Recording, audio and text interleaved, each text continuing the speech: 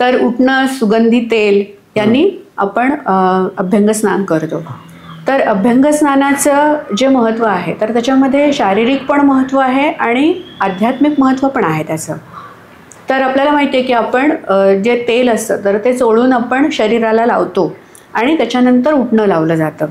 तर या सुगंधी गोष्टी आहेत तर त्याच्यामुळे आपलं मन प्रसन्न होतं, चित्त प्रसन्न होतं. हा एक भाग त्याच्यामध्ये झाला. शिवाय या दिवसांमध्ये हळूहळू थंडी पडायला सुरुवात झालेली असते तर त्याच्यामुळे आपल्या त्वचा जी आहे तर ती कोरडी व्हायला लागलेली असते.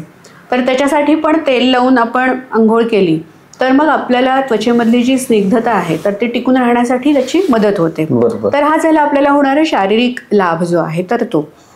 तर अध्यात्मशास्त्रीय लाभ काय आहे की ज्या वेळेला आपण आपलं शरीर आहे तर त्याला चोळून ज्या वेळेला हे तेल लावतो तर त्यावेळेला आपल्या त्वचेच्या प्रत्येक रंध्रामधून आपल्या शरीरामध्ये जी साचलेली नकारात्मक शक्ती असते किंवा जे वायू असतात तर हे वायू सगळे जे आहेत तर ते बाहेर पडतात आणि त्याच्यामुळे आपले पंचप्राण जे आहेत तर ते जागृत व्हायला त्याची मदत होते.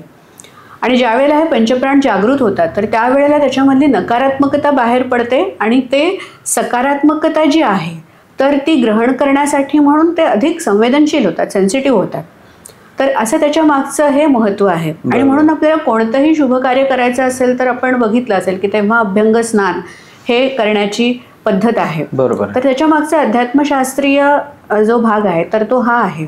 आणि ज्या वेळेला उटणं लावून हे केलं जातं तर त्यावेळेला मग म्हणजे टिळा लावला जातो कुंकवाचा, अक्षता घातल्या जातात, निरांजनाने ओवाळलं जातं आणि टाकळा किंवा आघाडा हे जी वनस्पती आहे तर ती वनस्पती पण जी गोलाकार फिरवून त्या व्यक्तीच्या वरून फिरवली जाते आणि मग उष्ण पाण्याने आंघोळ केली जाते.